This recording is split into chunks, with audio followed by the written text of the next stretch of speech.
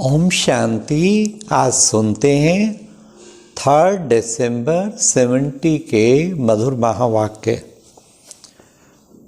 आज अव्यक्त बाप दादा ने मुरली में कहा, जय जयकार और हाहाकार कब होंगी? दोनों इकट्ठी होंगी, लेकिन कब होंगी? ये बाबा ने एक रहस्य आज की मुरली में स्पष्ट किया। फिर बाबा ने कहा, माया के भूतों को भगाने की युक्ति क्या है कि भाग ही जाए वो। और तीसरा बाबा ने कहा, बार बार हार खाने वालों का भविष्य क्या होगा।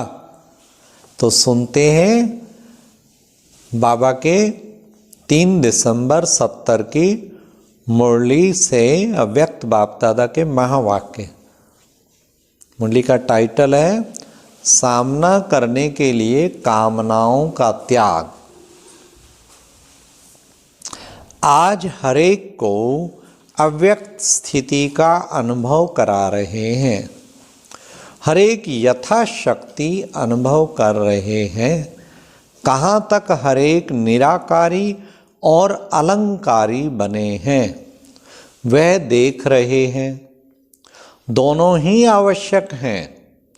अलंकारी कभी भी देहंकारी नहीं बन सकेगा। जिसको चारों अलंकार शंख चक्र गदा पद्म जिसने धारण किए हुए हैं, बाबा ने कहा कभी भी देहंकारी नहीं बन सकता। इसलिए सदैव अपने को देखो कि निराकारी और अलंकारी हूँ। यही है कौन सी स्थिति? यही है मन मना भव मध्याजी भव। सब स्थिति को मास्टर सर्वशक्तिवान कहा जाता है। तो मास्टर सर्वशक्तिवान बने होना, इस स्थिति में सर्व परिस्थितियों से पार हो जाते हैं। इस स्थिति में स्वभाव अर्थात सर्व में सबका भाव अनुभव होता है और अनेक पुराने स्वभाव समाप्त हो जाते हैं। स्वभाव अर्थात सब में आत्मा का भाव देखो, फिर ये भाव स्वभाव की बातें समाप्त हो जाएंगे। सामना करने की सर्व शक्तियां प्राप्त हो जाएंगी। जब तक कोई सूक्ष्म व स्थूल कामना है, तब तक सामना करने की शक्ति नहीं आ सकती। बाबा ने बताया, कोई कामना है तो सामना करने की शक्ति नहीं आ सकती। कामना सामना करने नहीं देती। इसलिए ब्राह्मणों का अंतिम स्वरूप क्यों गाया जाता है? क्यों गाया जाता है मालूम है? इस स्थिति का वर्णन है इच्छा मात्रम अविद्या। अब अपने से पूछो, इच्छा मात्रम अविद्या ऐसी स्थिति हम ब्राह्मणों की बनी है? चेक करें। हाँ, अविद्या हो जाए, इच्छा होती क्या है? कितनी ऊंची स्टेज है। जब ऐसी स्थिति बनेगी, सुनिए बाबा से ध्यान पूर्वक, क्या बाबा अनाउंस करने जा रहे हैं। जब ऐसी स्थिति बनेगी तब जय जयकार और हाहाकार भी होगी। एक तरफ जय जयकार के नारे, एक तरफ हाहाकार। विनाश की हाहाकार और स्थापना की जय जयकार। कितना वंडरफुल सीन होगा। आप लोगों, आप सभी का अंतिम स्वरूप, अपने स्वरूप का साक्षात्कार होता है। सदैव अपने संपूर्ण और भविष्य स्वरूप ऐसे दिखाई दे जैसे शरीर छोड़ने वाले को बुद्धि में स्पष्ट रहता है। क्या स्पष्ट रहता है? कि अभी अभी यह शरीर छोड़ नया शरीर धारण करना है। बाबा ने कहा इस तरह भविष्य स्वरूप दिखाई दे। बस अब ये शरीर छूटा और हम श्री नारायण बन गए, श्री लक्ष्मी बन गए। ऐसा स्पष्ट जैसे कि अभी अभी ये छोड़ नया शरीर धारण करना है। ऐसे सदैव बुद्धि में यही रहे कि अभी अभी इस स्वरूप को धारण करना है।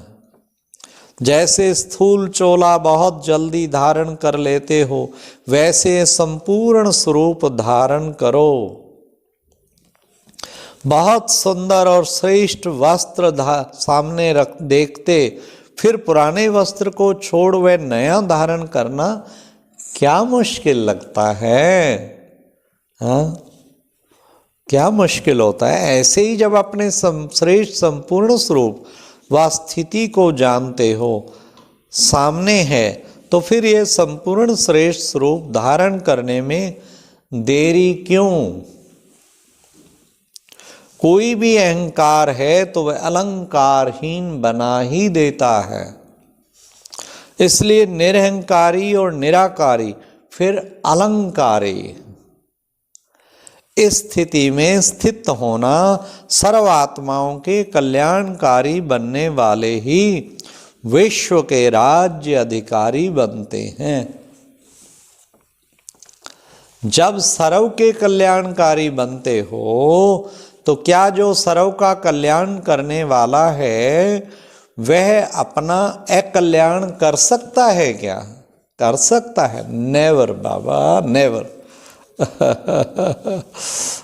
कभी नहीं कर सकता। सदैव अपने को विजयी रतन समझकर हर संकल्प और कर्म करो। कौन है हम? विजयी रतन।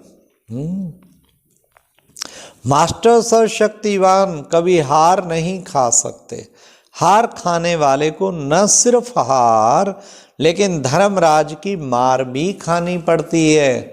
हाँ, न सिर्फ हार लेकिन धर्मराज की मार भी खानी पड़ती है।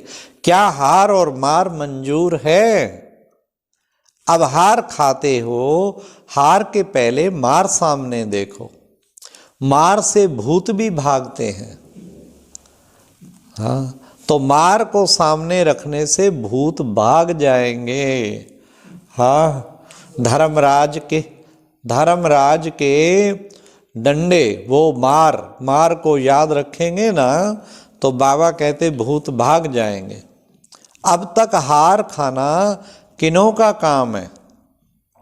मास्टर सर्वशक्तिवानों का नहीं है। इसलिए वही पुरानी बातें, पुरानी चाल अब मास्टर सर्वशक्तिवानों की सूरत पर शोभता नहीं है। इसलिए संपूर्ण स्वरूप को अभी अभी धारण करने की अपने से प्रतिज्ञा करो। प्रयत्न नहीं, प्रयत्न और प्रतिज्ञा में बहुत फर्क है। प्रतिज्ञा 1 सेकंड में की जाती है और प्रयत्न में समय लगता है। इसलिए अब प्रयत्न का समय भी गया। अब तो प्रतिज्ञा और संपूर्ण रूप की प्रत्यक्षता करनी है। साक्षात बाप समान साक्षात्कार मूर्त बनना है। हर एक अपने उसको देखें, क्या मेरा स्वरूप साक्षात बाप समान बना है? बाबा कहते साक्षात्कार मूर्त ऐसा बनना है। ऐसे अपने आप को साक्षात्कार मूर्त समझने से कभी भी हार नहीं खाएंगे। अभी प्रतिज्ञा का समय है, ना कि हार खाने का। प्रतिज्ञा धरत पर ये धर्म ना छोड़िए, सिर धड़ से अलग हो जाए। बाबा मैंने जो प्रतिज्ञा की है वो बिल्कुल नहीं टूटेगी। ये है प्रतिज्ञा। तो प्रतिज्ञा में नंबर 1 बनना है। तो बाबा कहते कि बार बार हार खाने को देवताओं के, अब आगे सुनिए, बहुत सुंदर बात बाबा ने कही। अभी प्रतिज्ञा का समय ना कि हार खाने का। अगर बार बार हार खाते रहते हो तो उसका भविष्य भी क्या होगा?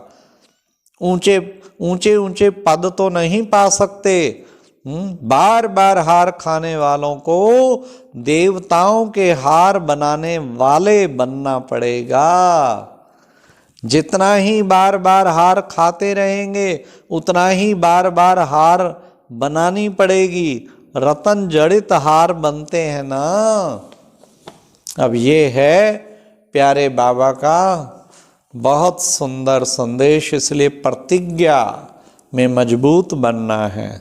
हाँ, हार कभी नहीं खानी, कुछ भी हो जाए संकल्प में भी हार नहीं खानी। तभी बताया था ना, रोजाना प्रतिज्ञा की एक डायरी रखो, और डायरी रखो और उसमें रोज एक आज की मेरी क्या प्रतिज्ञा, आज की मेरी भीषम प्रतिज्ञा, अपनी प्रतिज्ञा को रिवाइज करो, फिर देखो स्थिति कितनी ऊंची बनती। और पूरा दिन में दृढ़ संकल्प करो, इस प्रतिज्ञा को आज कुछ भी हो जाए मुझे निभा के दिखाना है। तो प्रतिज्ञा जो बच्चा करेगा बाबा का शाबाश लेगा और शक्तिशाली स्थिति बन जाएगी। तो बाबा ने कहा, और प्रतिज्ञा करके बार बार तोड़ते नहीं रहे, फिर तो हार पहन रहे हैं, फिर बार बार हार खाएंगे तो सतयुग में भी हार पहनाने वाला बनना पड़ेगा। तो बाबा ने कहा इसलिए प्रतिज्ञा करो, फिर एड़ी से चोटी का जोर लगाओ, 100% इस प्रतिज्ञा को निभाना। जितना ही बार बार हार खाते रहेंगे उतना ही बार बार हार बनानी पड़ेगी। रतन जड़ित हार बनाते हैं ना। और फिर द्वापर से भी जब भगत बनेंगे तो अनेकों मूर्तियों को बार बार हार पहनाना पड़ेगा। ये बाबा ने राज बताया। इसलिए हमें क्या करना है, हमें हार पहनने वाला बनना है, ना कि खाने वाला। इसलिए हार नहीं खाना। यहाँ कोई हार खाने वाला है क्या? बाबा सभा में पूछ रहे हैं, हाथ खड़ा करो। कहीं छिप के हार खाने वाले भी पहुंच जाते हैं इंद्र सभा में। पर आज खुद पूछ लिया स्वयं भगवान ने, बोलो कोई हार खाने वाला तो नहीं बैठा हुआ? यहाँ कोई हार खाने वाला है क्या? अगर हार नहीं खाते, अब सुनिए बाबा ने एकदम यू टर्न ले लिया, अगर हार नहीं खाते तो बलिहार जाते हो, बाबा के ऊपर फिर सच्चे बलिहार हो। अभी बलिहार या बलि चढ़ने की तैयारी करने वाले हो। समाप्ति में बलि चढ़ना है, वह चढ़ चुके हो। कोई भी पूजा आराधना होती ना देवी की, पुराने भगत पुराने समय में फिर बलि चढ़ा, लास्ट बलि। तो बाबा ने कहा समाप्ति में बलि चढ़ना है, वह चढ़ चुके हो। वहाँ भट्टी की समाप्ति थी, तब बाबा ने कहा बलि चढ़ना है, वह चढ़ चुके हो। जो बलिहार हो गए हैं उन्हों का पेपर लेंगे। सुन लीजिए, अब एग्जाम लेगा बाबा। इतने सभी को आज से कोई कंप्लेन नहीं आएगी। जब हार नहीं खाएंगे तो कंप्लेन फिर काहे की? आप लोगों का पेपर वतन में तैयार हो रहा है। अच्छा, ओम शांति, ओम शांति।